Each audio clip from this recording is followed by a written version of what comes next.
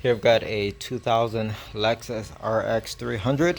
Now this car is super clean, guys. I went looking underneath it because the customer was having some issues, right?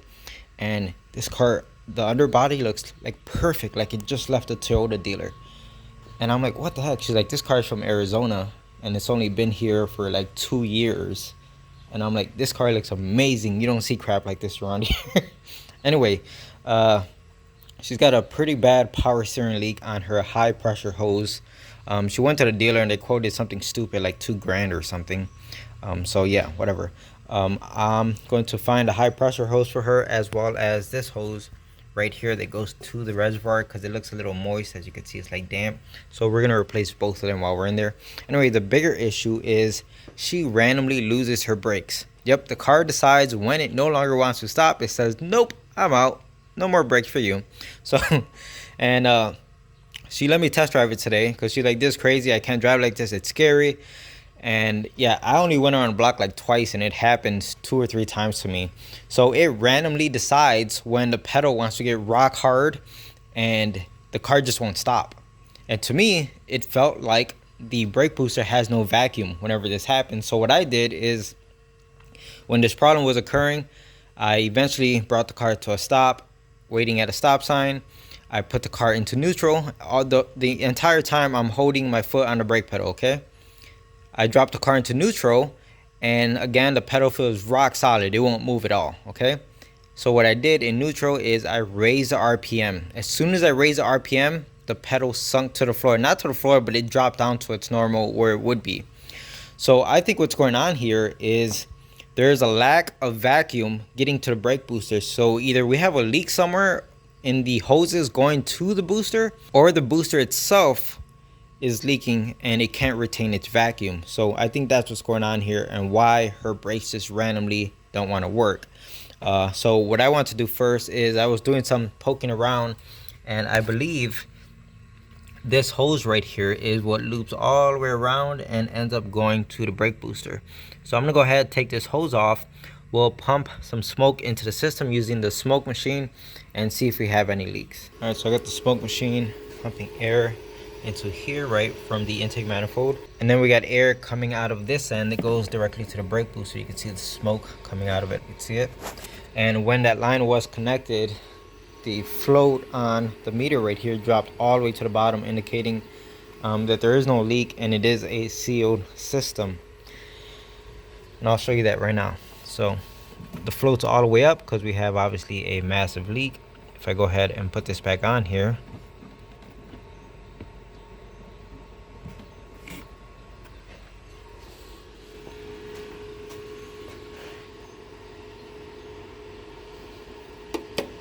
oh, there it goes. Sometimes that little float gets stuck, but as you can see, all the way to the bottom, no leak within that line assembly from here all the way to the brake booster. And there's no restriction because we could see the smoke is going through when I disconnect that line. So there's nothing wrong with actual line that's going on here that feeds vacuum to the booster. So do we have a brake booster problem? It's starting to look more and more like it, right? Wasn't getting anywhere with the smoke test, so I decided to take it out for a test drive again. And I swear I could hear what sounds like a vacuum leak coming from down here, which is usually a sign of a leaking brake booster. So the problem has not happened yet.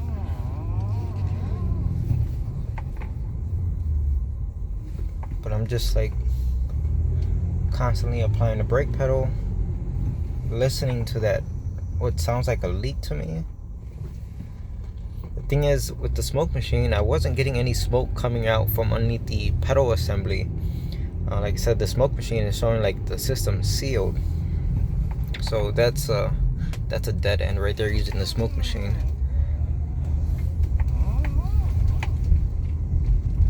Yeah, but there's no doubt I could hear some sort of hissing coming from down there. I'm gonna try to let you guys get a listen for this. I'll let you know when I hear it.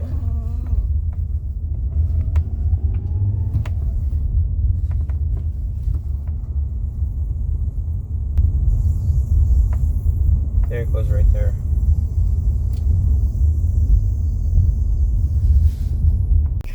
Alright guys, I think I'm barking up the wrong tree here, because that noise that I thought was hissing from the brake booster, I think it's just the AC, because I noticed that when I turn the AC off, that noise goes away, and when I turn the AC back on,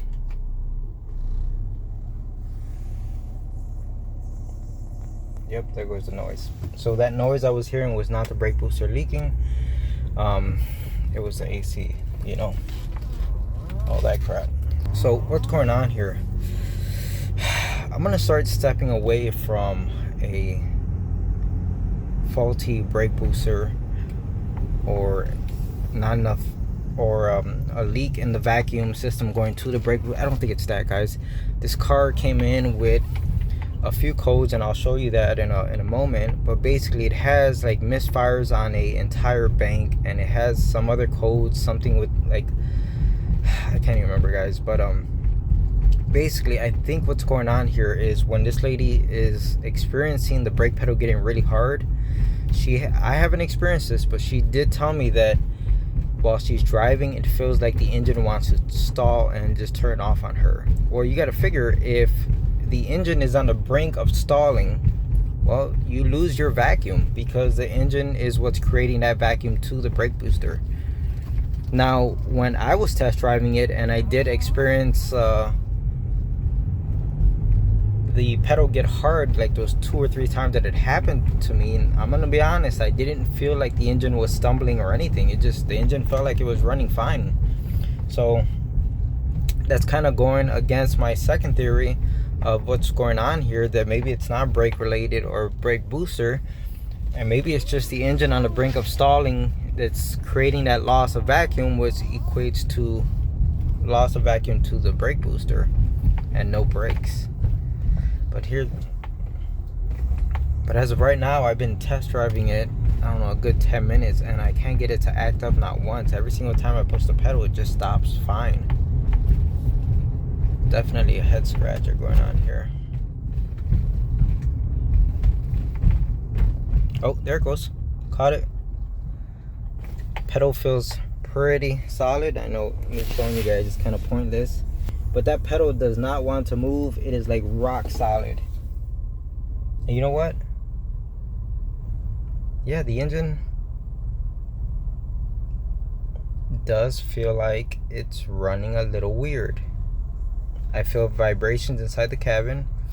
The owner did say that when this is happening, she notices that the check engine light is flashing, you know, of course indicating misfires, even though I'm not seeing that. So I'm gonna release. Or actually, I'm gonna do what I said, what I told you guys before. So right now the pedal feels rock solid, right? I'm gonna go ahead and drop it into neutral. Keep my left foot on the brake pedal. I'm gonna go ahead and raise RPM. And the pedal just sunk right back to its normal position. All right, let's get out the middle of the street here. Okay, and now it's right back to stopping like normal again. 182,000 miles, by the way. Let's go back to the garage. I asked the lady if the car has had a tune-up or anything like that. She said, to her knowledge, her mother said that the spark plugs have been changed at least once. I want to pull out the easy spark plugs and check them, and let's look at the code I was talking about. All right, so here goes the full report that I took on this car when it first came in. So we got random multiple misfires. You can see cylinders 2, 4, and 6, and 2, 4, and 6 is the front bank, the bank that's easy to get to. So it's a complete bank that's been affected. But look at this, we also have a VVT system code for bank 2, which is the same exact bank. You get what I'm saying? And more repeating the same stuff. Now these oxygen sensor codes, or these air fuel ratio sensor codes, I wouldn't worry about them too much, because they could be setting a code just because the car isn't running efficiently. Obviously, if 2, 4, and 6 aren't performing like they should. Yeah, a lot of the same crap. VVT sensor, camshaft position sensor, circuit range performance problem on bank 2. So looking at all of this, I would say whatever is causing this VVT system code, this P1351, is what's causing all of these misfires. Or these are actually different codes. I just realized that. So we got a P1351 and then we got a P1354, which this is just more of a generic code. It just says there's an issue with the VVT system, and the 51 code actually gives you a little bit more detail. Anyway, so this is the codes that I scanned on the car when it first came in. So I went ahead and pulled out the bank 2. Again, this is the one we're talking about. This is the bank that's having all the issues up front. Pulled out the spark plugs, and I noticed that this one and this one came off super easy, guys. I could have taken out these spark plugs with my fingers. This one was torqued down just a little bit, nothing crazy. First two were super loose. Here goes the 3 spark plugs. They do say Denso on them.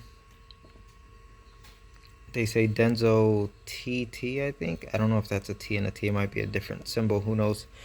But the gaps do look a little big to me. You know, could it use new spark plugs? Yeah. But is spark plugs going to fix this issue? No. I think the issue going on with this bank is not the spark plugs. It's whatever is causing that VVT code. And another thing I noticed after I pulled the engine cover off is, you see this right here, how it's collecting like dust and dirt? To me, that tells me that fitting is leaking gasoline.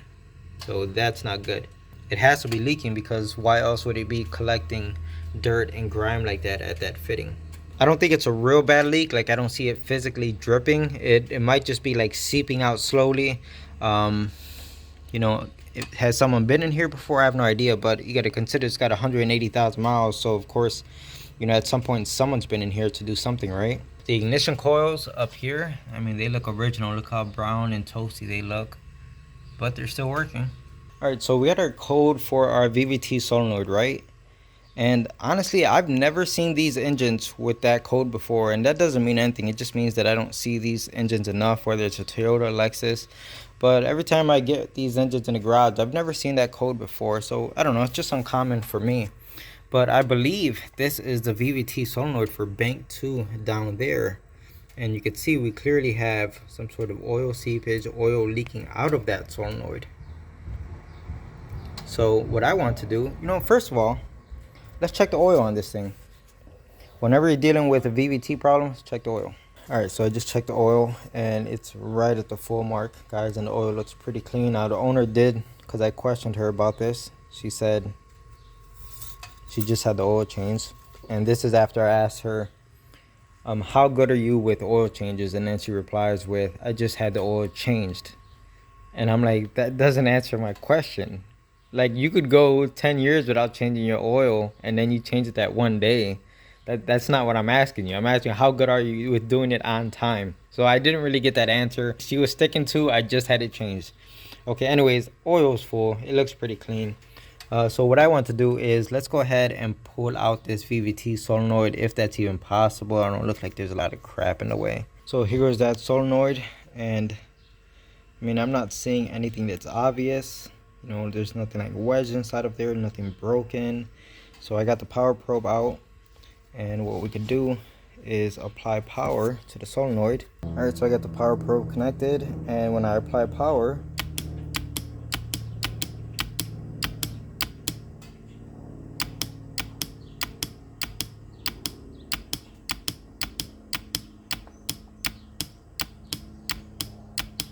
everything seems to be working, guys. I haven't had it act up on me, not once. So yeah, I'm not really too sure about this. You know, could it be an intermittent problem? Who knows? But thing is, where do you go with this? You know what I mean? Do you call a bad VVT solenoid? Is throwing a circuit code for it? But it's very suspicious that this whole bank is misfiring. You get what I'm saying? The car is setting a code for this part, and then this whole bank is misfiring because this one solenoid controls the camshaft, or yeah, I guess the VVT and the cam angle and all that stuff for this entire bank. So yes, if this part is acting up, it will cause this whole bank on this side. I would have loved to have seen a more definitive answer, like something wedged inside of here like you typically see on a Chevy. It's super easy when you see it quite often on Chevys when these things are stuck open or whatever, you see something wedged inside of there. This one seems to be moving fine. So I just did a ohms test on this thing, and I got 8.3 ohms. I don't know if that's anywhere near correct. I have no idea. I have nothing to compare it to. And the other one, another bank, which I'm assuming works, is a real nightmare to get to, so I'm not doing that. So where do I make the call at this point? You know, what's going on with this car? I don't believe it's an actual brake booster problem. I think it's once this whole entire bank starts to misfire, the engine starts to run like crap, and once the engine isn't running correctly, it can't supply the correct vacuum to the brake booster, causing, you know, the brakes to feel like the car doesn't want to stop. I think that's what's going on here. My theory is fix the misfires and the brake issue will go away. That's where I'm going with this. All right, I know someone's gonna point it out, so let's go ahead and make sure that this bolt is torqued down for this fuel rail, because if I don't check it, someone's gonna bring it up. Oh, that I got a nice little turn off of my first little push, and it wasn't like, I don't feel like I'm applying that much torque, and I got two little twists out of that. And I don't know, that crush washer looks like suspiciously new, you know what I mean?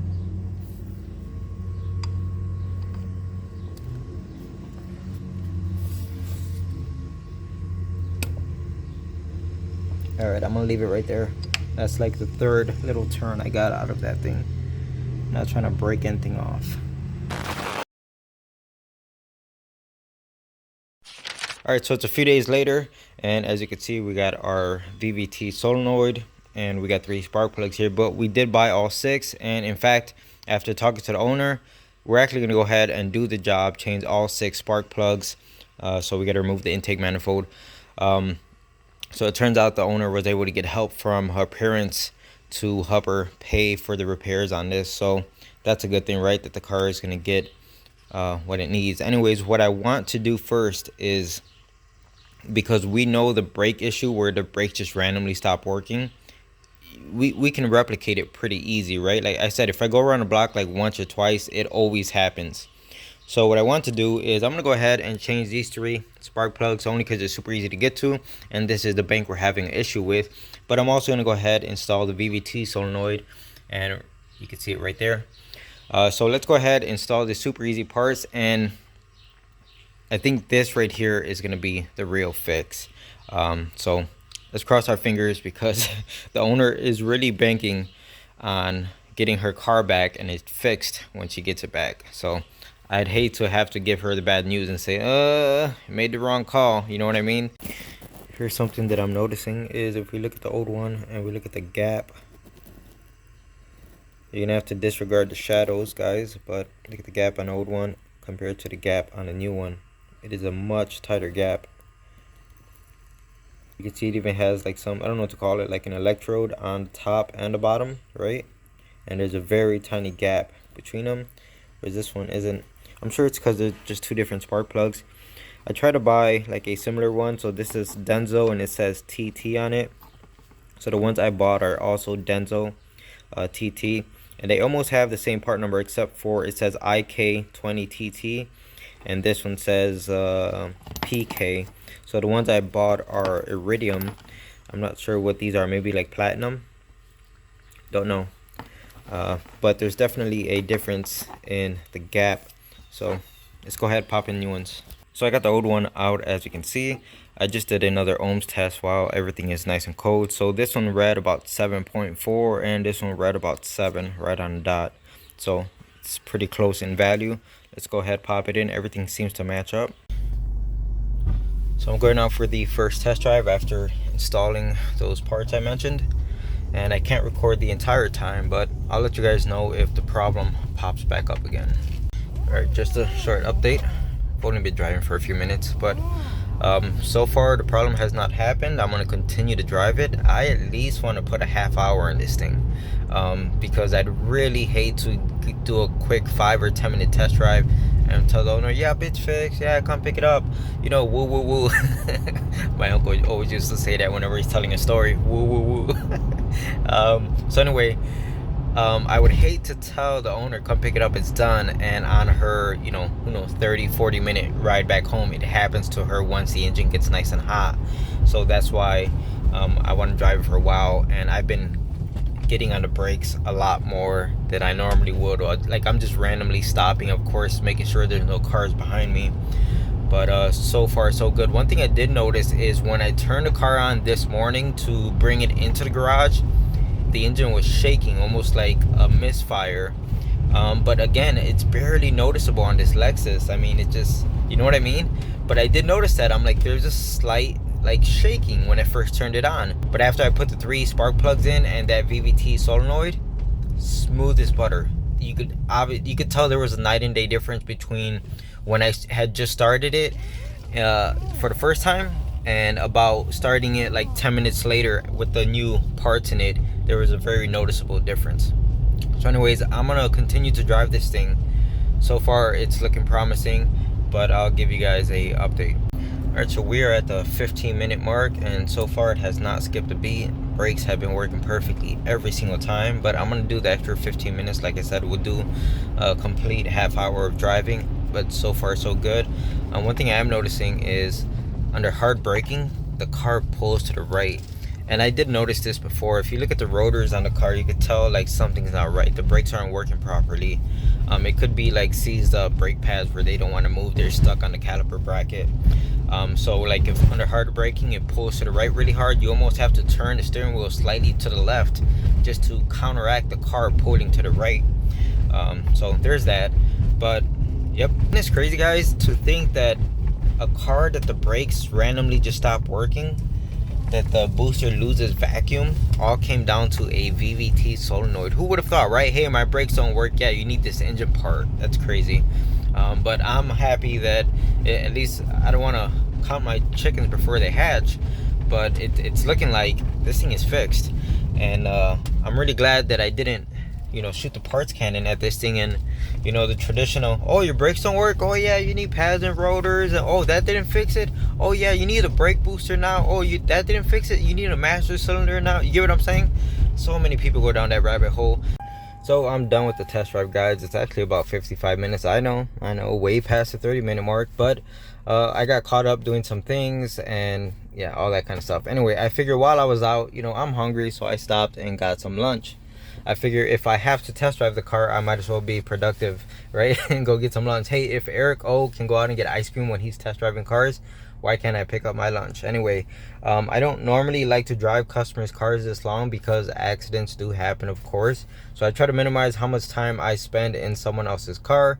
But I think this is a special case where I really wanted to put in that time driving the car and make sure that when the owner gets it back, that this brake issue is 100% resolved, and I feel like it is. So the final things I have to do is go ahead and install the other 3 spark plugs in the rear bank, which is a pain in the butt to get to, but it'll get done. And also fix the power steering leak. So it's going to get a power steering hose that goes to the reservoir, and then a power steering line that goes from the power steering pump to the rack and pinion. So I'm going to go ahead and replace all of that stuff at the same time. But for now, I'm going to park this thing in my garage and let it sit for like an hour or two to let it cool off. And that way I'm not working with a hot engine and potentially burning myself. All the spark plugs are done, everything is put back together, and the car is actually running. I did have to move it to get it up on top of ramps. Here goes the rear spark plugs. They look a lot like the front ones. So the car is actually running pretty good right now. The final thing I have to do is fix this power steering leak, which looks like it's going to be a nightmare. I mean, it's bad enough. I've changed these lines before on these Toyota V6s, but it's bad enough on like a Camry or a Avalon. But on this Lexus, there's really no working space behind the engine. So I'm going to see if I could come from the bottom and see what I have to do there. Who knows, this might get to a point where this whole cowl may have to come off. I think this comes off too also if I need to get clearance behind there. So we'll see. So here's where I'm at. I cracked the power steering line free from the rack and pinion, so it's dripping out into a pan. And I need access to the back of the manifold because there's some 10 mil bolts that I got to get to. In fact, I'll just show you guys. So I went ahead and got that one from underneath the car. I even got that one from underneath the car. But this one right here, yep, I'm taking apart the entire cowl and wiper arm assembly because of that one bolt. It's just too far up there and I can't really get it from the bottom of the car, so we got to come from the top but because this whole thing is in the way, as you can see, there goes the linkage and the wiper arm assembly. So I'm just about ready to pull this whole thing out of here. All right, so I got the piece out. You can see it sitting on the ground right there, that big old massive part. And look at all this space for activities. So we come from up top. This is the line that we're trying to replace, and you can see that part stuck out like this far over here. So you can see how there was really no access with that thing in the way. Anyway, let's see if we could see the bolt that we're trying to get to. And here it goes right here with my finger. I could feel it, but I can't really see it. And I'm still, let's see if I could get the camera way down there. There we go. You guys see that bad boy? That's the one that was impossible to get to from the bottom. So it's the reason why we took all this apart up here. All right, so there you have it. The line is out, and what a complete nightmare to get this thing out. So bad that I have no idea how I'm gonna get the new one in, because I had to flip, rotate, twist, turn this thing in so many things just to get it out of there. It's like trying to play Tetris on the max level upside down. It's crazy. Okay, so it was a nightmare to get it out, and sometimes it could be worse trying to get the new one in, because you got to figure the old one, you don't care how you bend it or what you do to it to get it out. It just has to come out. The new one, you don't want to damage it, so it makes it that much more challenging. And the other hose I was talking about, that one's a walk in the park, so I'm not concerned with that one. I already got it disconnected from the car. Not a big issue. This is the one that's a nightmare, so let me focus on getting the new one in. All right, so making really good progress here. The new line, this one, the one that was a nightmare, is 100% installed. Everything's buttoned up with that one.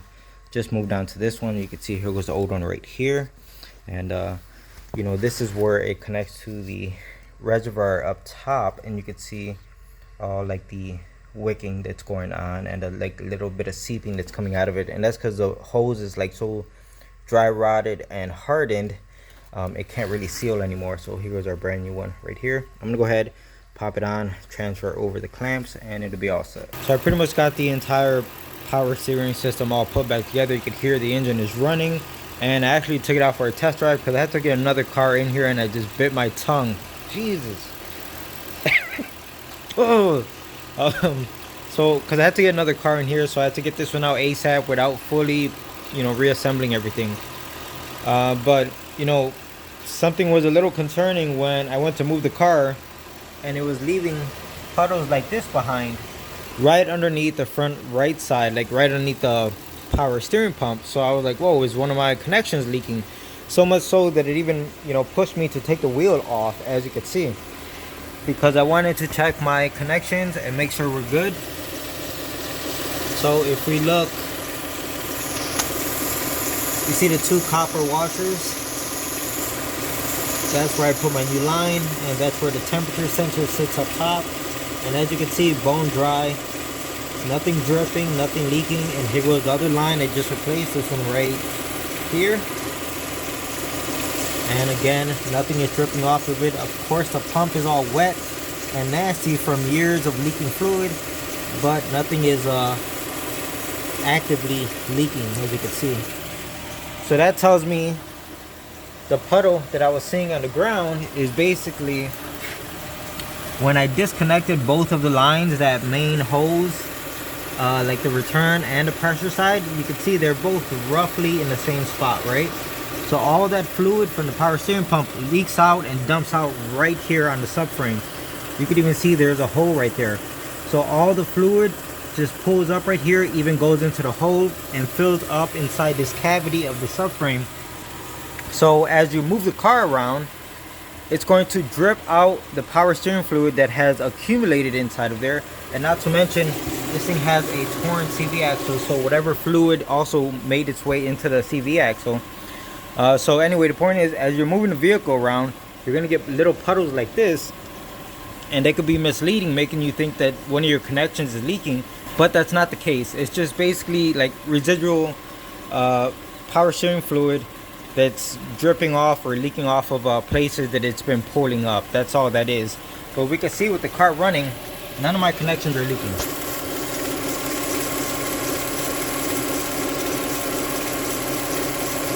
Everything looks nice and dry. Yeah, it's dirty, but it's not actively dripping. Looks good to me. All right, so as you can see, everything is fully assembled and it's ready to go out for its final test drive before giving it back to the owner.